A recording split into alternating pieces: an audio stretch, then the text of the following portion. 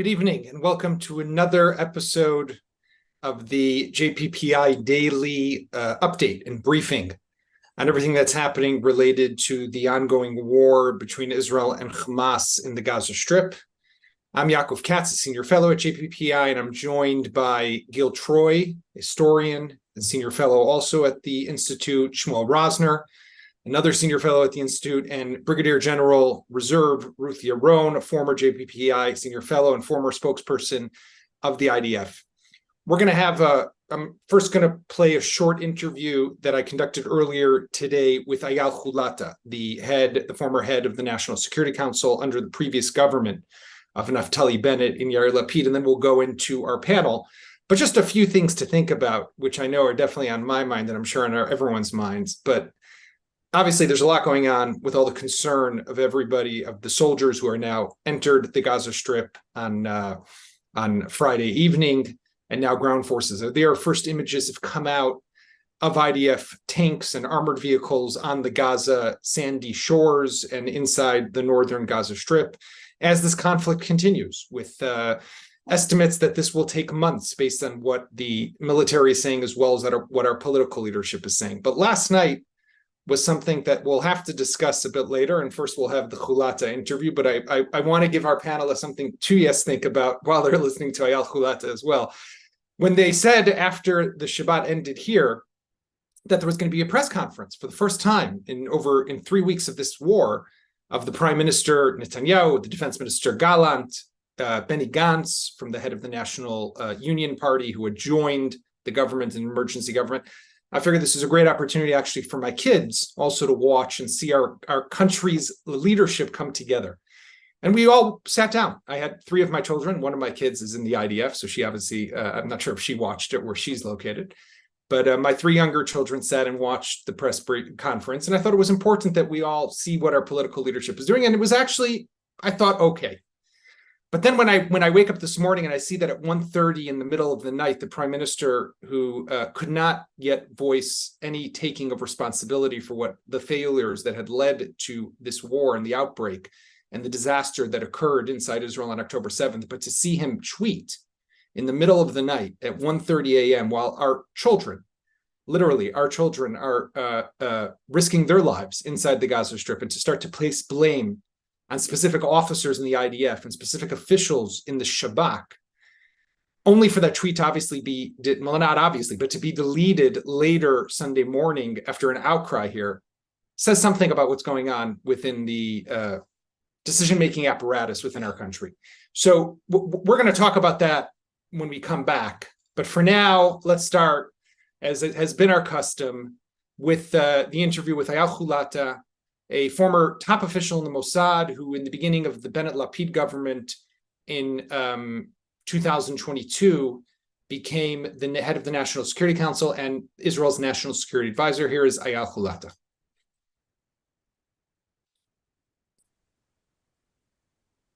Dr. Hulata, it's great to have you with JPPI. Thank you for joining us. So, thank you, Yaakov. I thought we'd start with obviously what's happening on the ground. Israeli troops are now operating inside the Gaza Strip, and a lot is being spoken about with regards to the goals of this war and this operation, from topple Hamas, destroy Hamas, to degrade Hamas's capabilities as much as possible.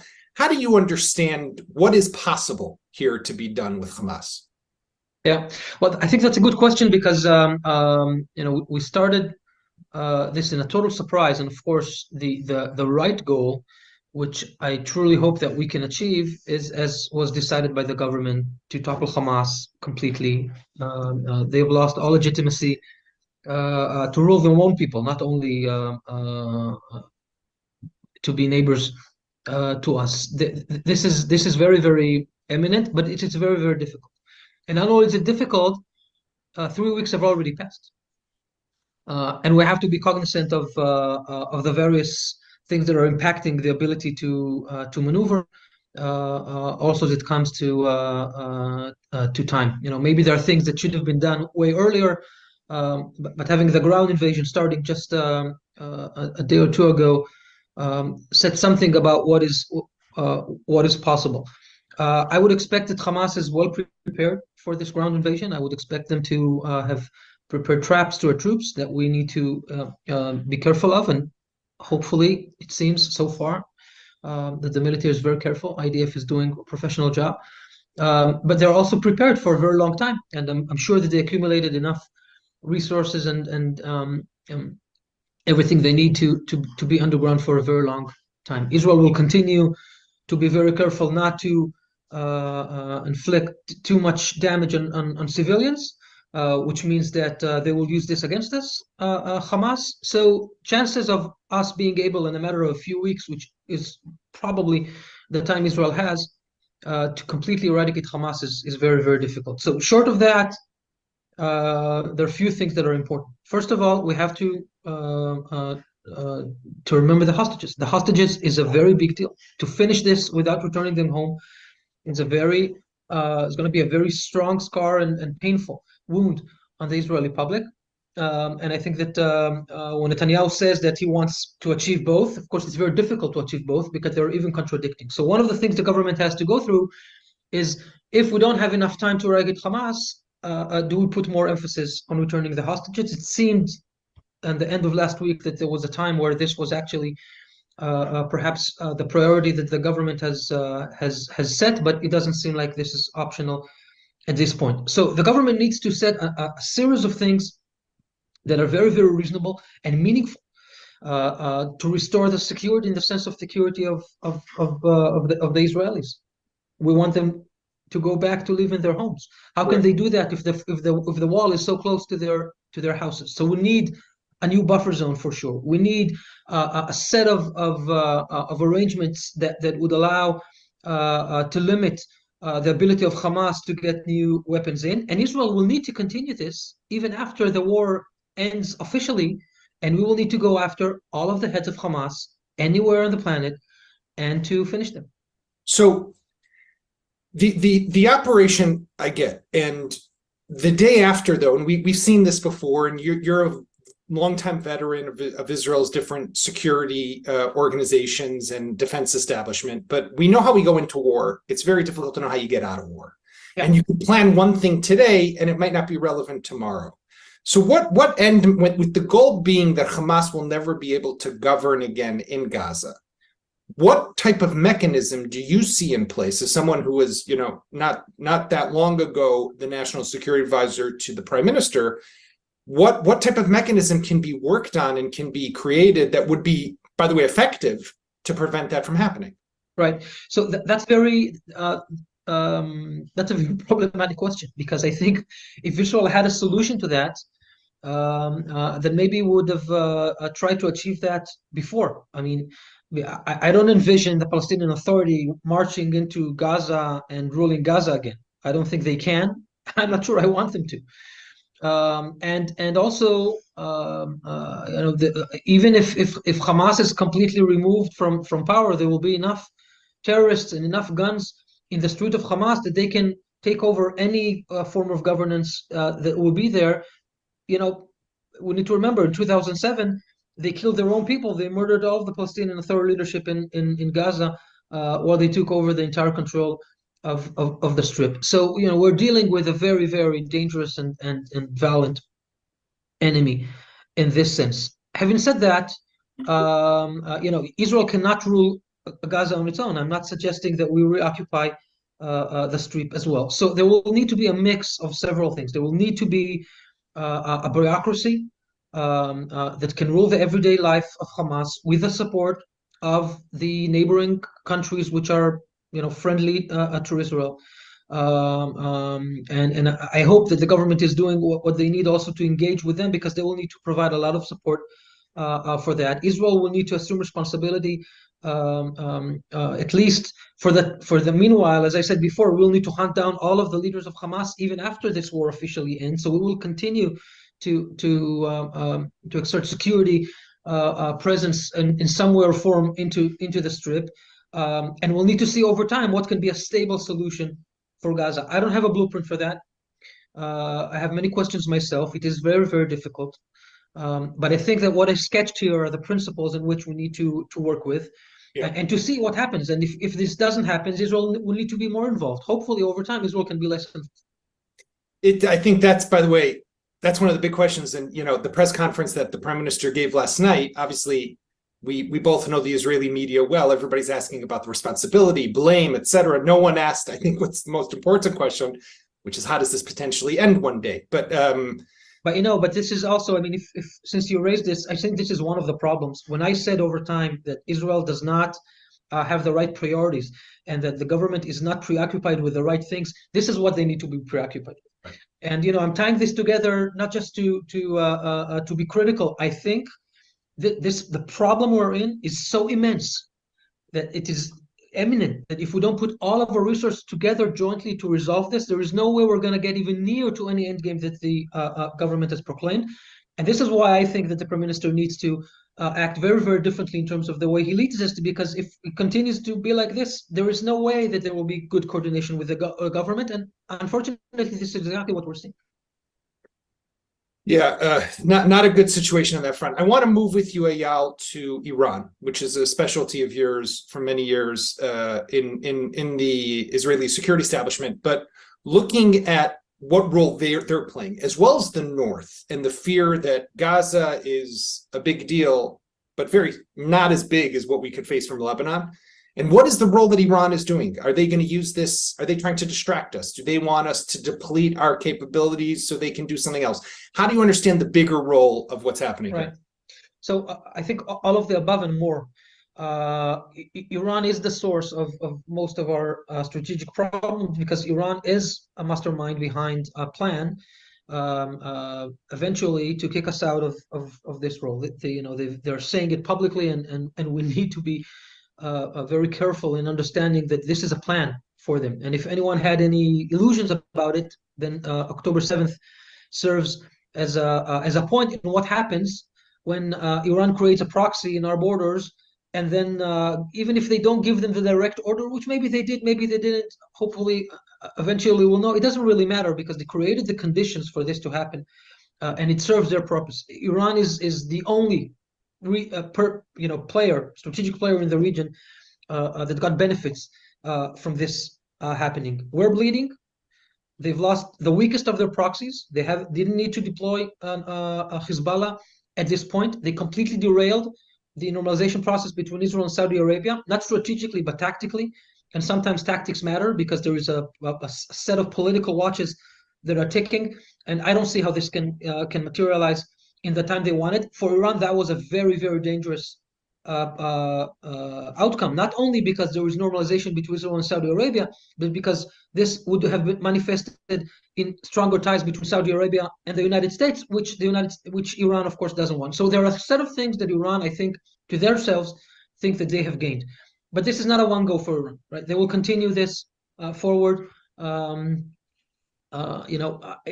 is possible that Hezbollah will join this round of fighting, and for there are options for this to happen. But I think that this isn't in their interest because Iran would want to keep them for future rounds, which will come. Clearly, Iran will try to take advantage of what's happening right now and squeeze some gains with the Russians, with others.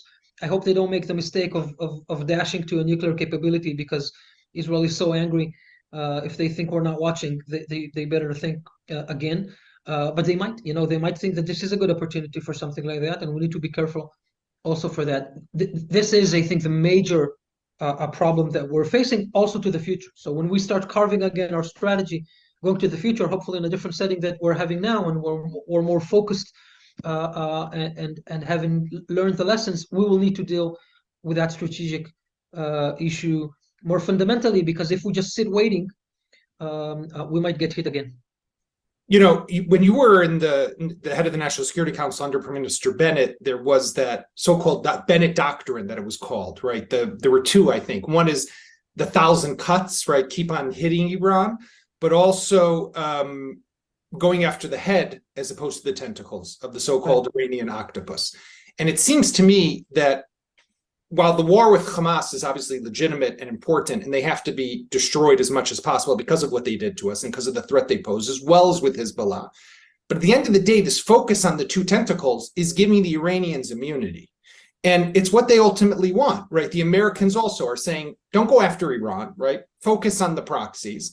But really, okay, so we go with, let's say we defeat Hamas, and let's say there is a war with Hezbollah, and we also defeat Hezbollah, which I have no doubt would happen, God forbid, if that war does break out. But Iran will still be there, right? So they just get away with murder? Does that make sense? So yeah, that's exactly what I was saying before that. We will need to deal with Iran more fundamentally and strategically when this ends. The previous government that I served as national security advisor, on top of those two things that you mentioned, we also reacted on every single attempt that happened on the Gazan border. Every balloon, every kite was addressed. I'm not sure that all of those things, way more than not sure. Those things did not continue with this government for various set of reasons. So when Israel does not act on things when they're small and waits until they mature, eventually we need to deal with something that is way more problematic. And this is what I meant. I mean, it's not in Israel's interest to pick a fight with Hezbollah right now, because we need to make sure that the source of all of that doesn't gain from such a move, and we shouldn't walk into a trap put to us by the Iranians. And we need to carve our strategy way better so that overall our strategic situation improves. Super complicated. Dr. Eyal Chulata, thank you very much for joining us at JPPI. You're welcome. Thank you. So that was Eyal Chulata, former national security advisor and head of the National Security Council. And I think he really lays out the complicated issues that Israel's facing, whether it's with Iran, whether it's with Hezbollah, and what could the potential end mechanism be. But I thought we'd start with what I opened up with before, just what is going on, behind the scenes, and what do we see from from what happened last night with that press conference, as well as with the Netanyahu tweet in the middle of the night. Gil, what are your thoughts? I'm sorry to be the cynic, but that it took 2 weeks, and we had 2 weeks of quiet with this new government before Bibi did what he did, and then Benny Gantz, I think, which is an important part of the story, said we cannot get into a position where we start disrespecting our armed forces, our security services, and he basically, without threatening, put down a marker. I think the fact that we had 2 weeks of quiet, we should just say, hallelujah, what a surprise. So this, unfortunately, we're all talking about unity, and we're all, and the citizens are really proving themselves, our soldiers are really proving themselves, but that fundamental problem we had in our politics, that inability to think large, to love one another, that inability to follow our president Herzog and speak with respect to all sides continues in the society. And when we really get to the day after, we're going to really have to think about a new politics. We're going to have to go very deep. We're going to have to think about what's going on within Israeli society. We're also going to have to look at Western society and Western democracies and see this kind of poisonous type of partisanship that is ruining things in the United States of America, that has even hit the nicest country in the world, Canada, and say, how can we create a new Zionist vision, a new Israeli vision that transcends it, rather than keep on getting caught in this whirlpool of hatred and rivalry and partisanship? So Ruth, out of the four of us, if there's one person who sat in on some of those intense discussions and deliberations and security assessments with the top political leadership, it would be you. And I'm curious, after you see that type of statement that's made by the prime minister, singling out specific individuals, Rosh Amman, the head of the military intelligence, the head of the Shabak, knowing that these are the men who are going to have to sit with him for 5, 6, 7 hours just the next day and debate and discuss and talk about what's the plan. How does that even work practically? That's why it is so sad. We are in a war, in a very, very difficult war. We started this war with a level of distrust between the political leadership and the people, and the political leadership and certain professional entities, including in the military, in the government, and elsewhere. When the prime minister, and I agree with what Gil said, but at the end of the day, it has to come to the leadership, or rather the lack of leadership, of Prime Minister Netanyahu, because he is the first one to understand how deep is the trouble we are in, And by acting the way he acted, both at the press conference and immediately afterwards on Twitter, and erasing it and apologizing for it, and etc., he is really doing something which is, I don't want to use too harsh a word, but that's a real blow to the trust that we need in the Israeli leadership while we are at war. Now, if there is one side that I trust, this is the professional side. This is the military side. And I know that both the chief of staff and the chief of intelligence and the rest of the people that he has mentioned and really pointed out by name and by duty, they are super professional. Now, they were the first to come up really on the first day of the war and say, we are responsible. And by saying in a military code, I'm responsible, that means I will do, at the end of the war, I will do the right thing. And if the right thing is to resign, I will. Right. And I will put really everything on the table. So I trust them that they will do so. I do not trust the political leadership in Israel, and especially Prime Minister Netanyahu, to do that. So we are in a very, very big dilemma and in a sad situation. And the people are watching and the enemies are watching. And what we've seen in the past 23 days of warfare is that we can trust the people, we can trust the civil authority. We've seen the military taking responsibility and really recuperating, bouncing back on their feet. And the political strata is still very slow to react, as if they don't really read reality for what it is. Or they're just in hiding. Shmuel, last week you presented here clear polls, right, about Israeli sentiments, which showed how, just talking about what Ruth was just talking about, the Israelis' trust in Ruth said, in the professional, right, military staff. But our polls showed, the JPPI poll, that I think 70-something% trust, if not more, in the military command, and even higher in the soldiers. When it comes to political trust, much less. So doesn't Netanyahu know that attacking military officers is probably gonna boomerang and have the opposite effect? Well, it's certainly a distraction, and I would say that in many ways it's a result of something that we are all familiar with. People at a certain time and at a certain age and with certain experience don't often change. They are who they are. It's clear that for Prime Minister Netanyahu to make this error tonight was a mistake. I think he recognized this mistake and was quick enough to erase it from Twitter, but not from memory.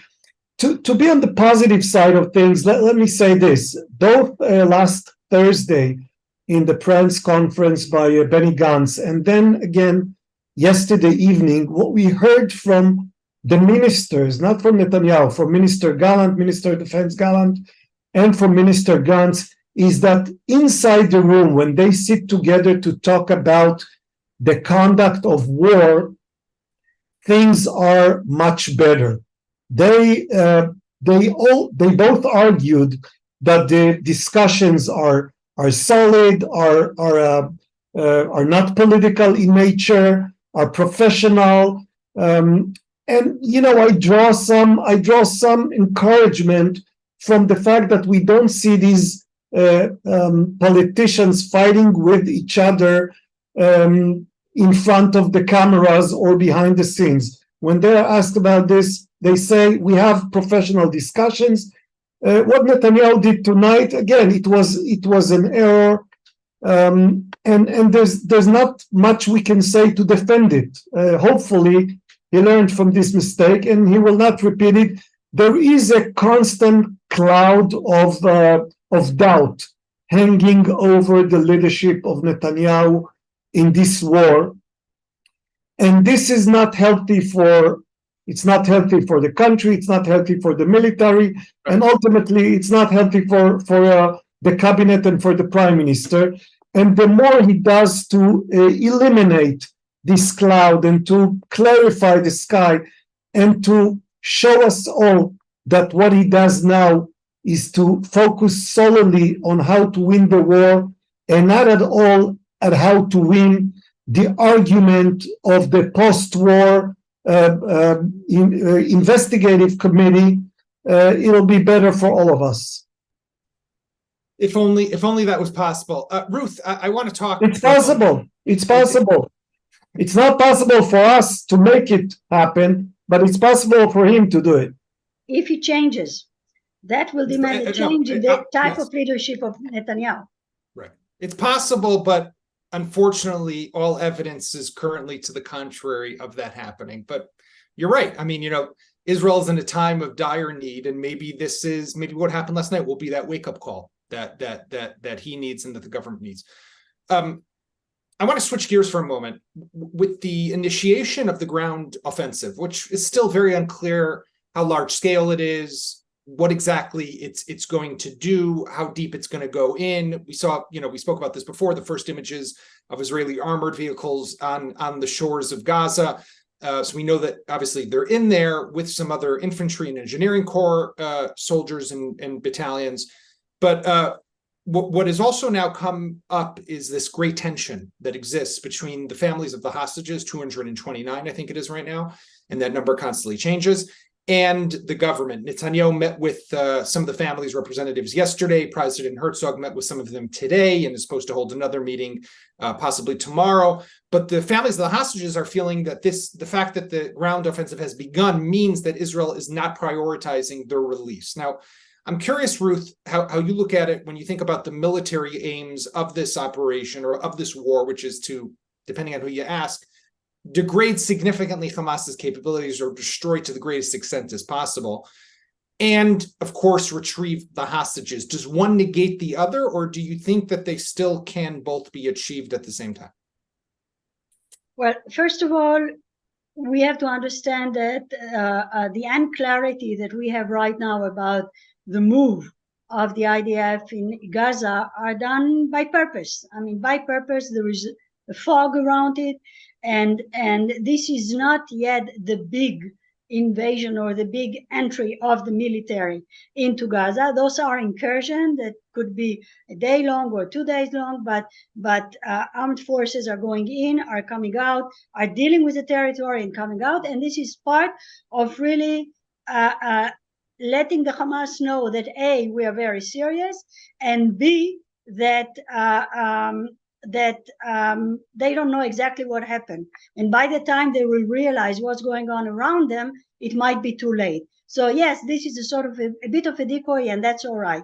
Now, the two main aims of the war, liberating the kidnappees, and on the other hand, winning or destroying the Hamas capability, sounded, at least at the beginning, as if they are once against the other. But I think that the rationale behind the fact that the military operation is taking place now, while there is maybe, as we are hoping, a sort of a negotiation about our people, our citizens who are there, is meant to put pressure on Hamas.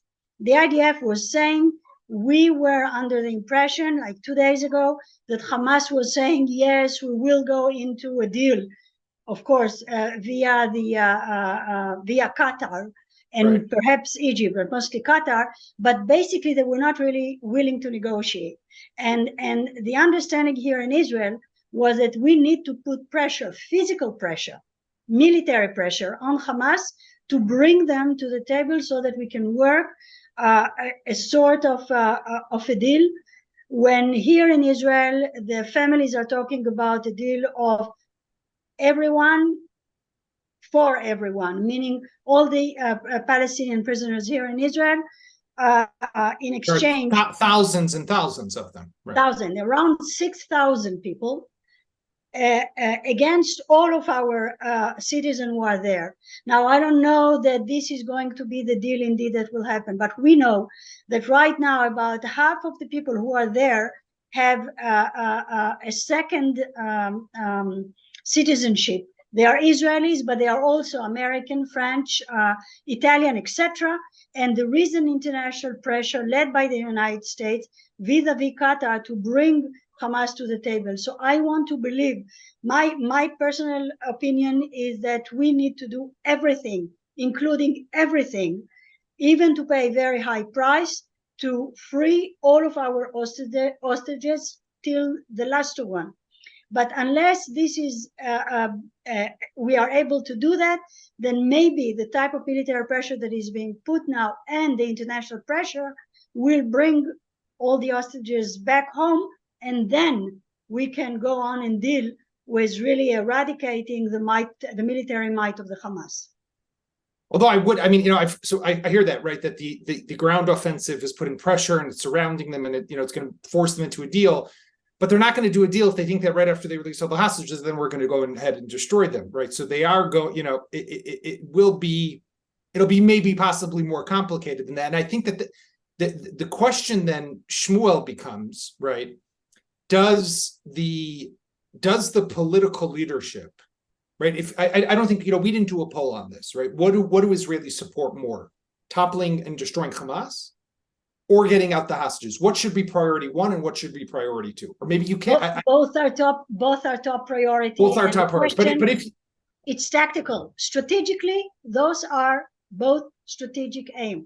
Tactically, we might need to act differently in order to bring one before the other.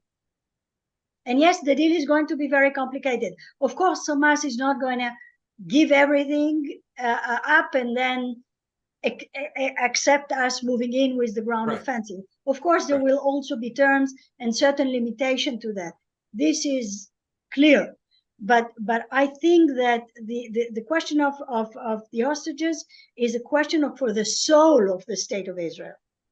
And we cannot go on without solving this problem. Right. I mean, by the way, former Defense Minister Shmuel Faz told Channel 12 News in an interview, he doesn't speak that often, in a rare interview on Friday night, that we should release all 6,000 of the security prisoners that we have in our prisons to get back the hostages. That has to be priority number one. But Shmuel, even though we didn't do a poll on this, I mean, you have a sense and you have your finger on the pulse of Israeli society and Israeli people.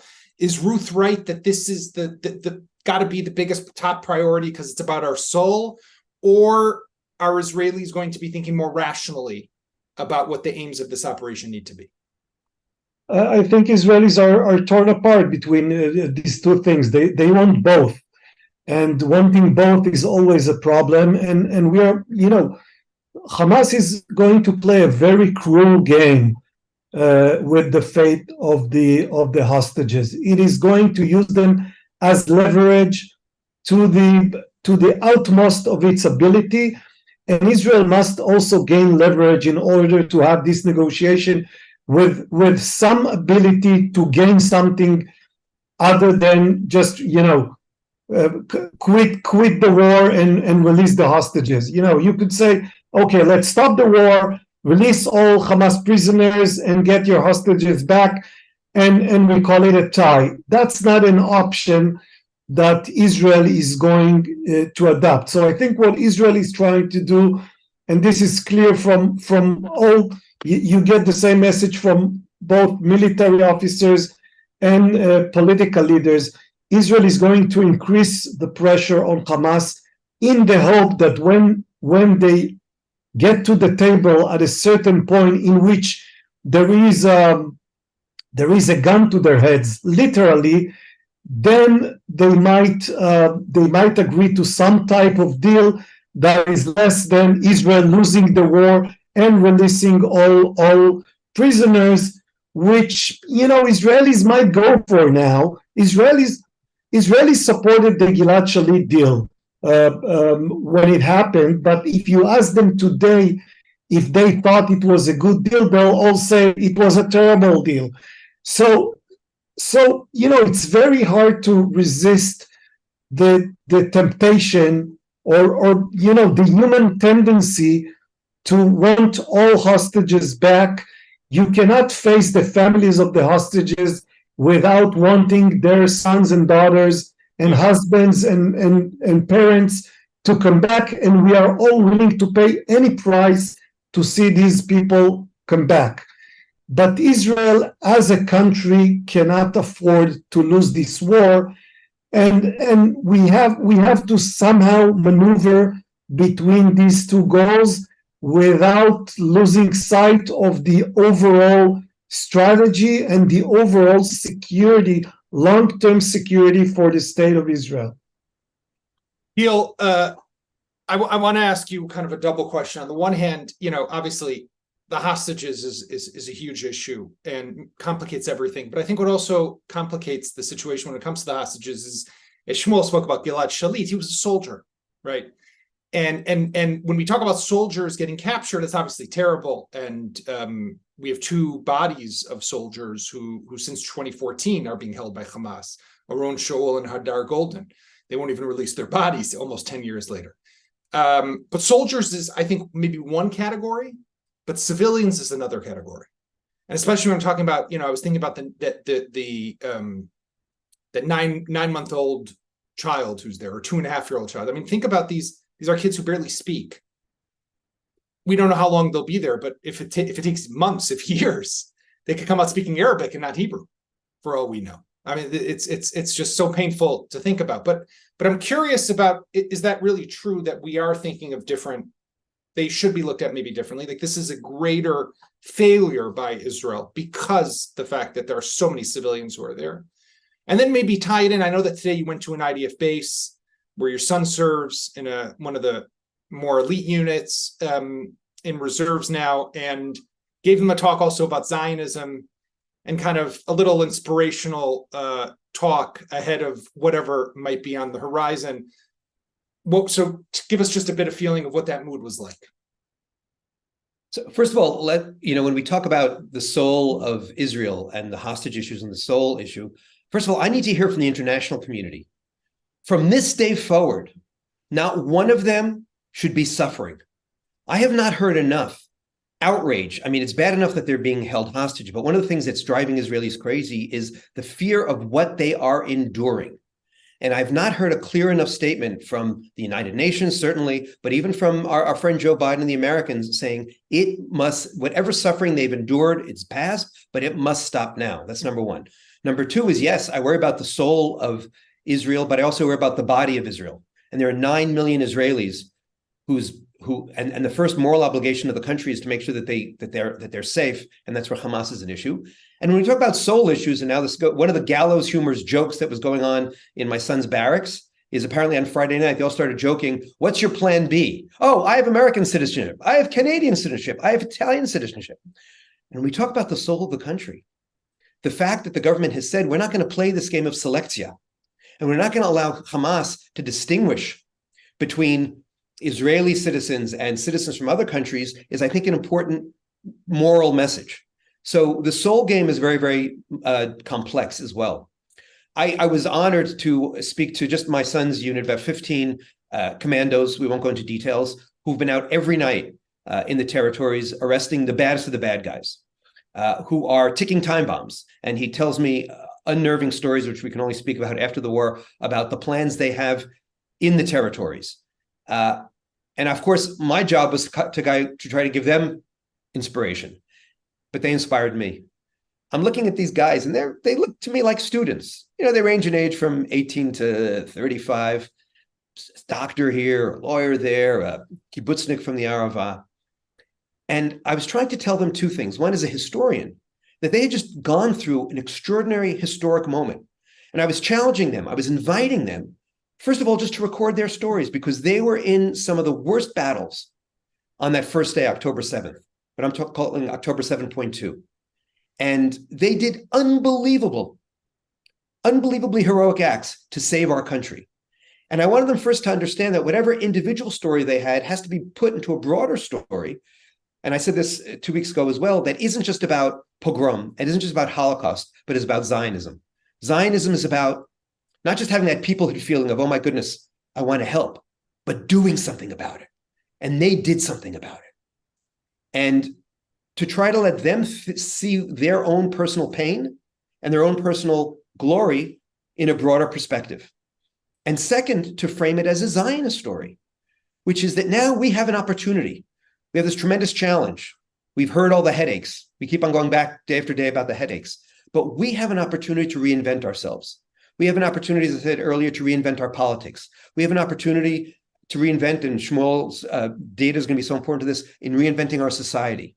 We have an opportunity. By the way, some of those kids are already planning when they finish the army to go down south, which is going to be, in the same way after 1967, Judea and Samaria was the platform for a new form of religious Zionism. You can like it or not, but it was fascinating to see idealism invested in that.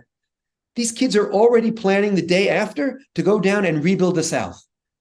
Maybe they build a community that's not just religious and not just secular, but is mixed. Maybe they start teaching us, the grown-ups, how to live together, how to think together, how to inspire together. So that was my message to them. But then their questions and their desire, first of all, to understand some of the betrayal that they experienced from the UN, from the world, from the media, and from some American Jews was very, very painful to hear. But at the end of the day, hearing their idealism, hearing their faith, hearing their confidence, and knowing the ugliness they have to deal with night after night left me on a high. So it's really important for us. We're really good at focusing on the problems and on the challenges, but we also have to remember that we have an army, a people's army. They are fighting for their homeland. They're fighting for their livelihoods. They're fighting for their families, and they're fighting also, they understand, for Western civilization. And I told them the most moral thing you can do is win and come home whole. And that's what we need them to do. Well, great way to balance out how we began with the negative and we'll end with the positive. So thank you, Gil. Thank you, Ruth. And thank you, Shmuel. This was another episode of the JPPI daily briefing on Israel's war against Hamas. We'll see you tomorrow. And in the meantime, let's hope for a quiet evening.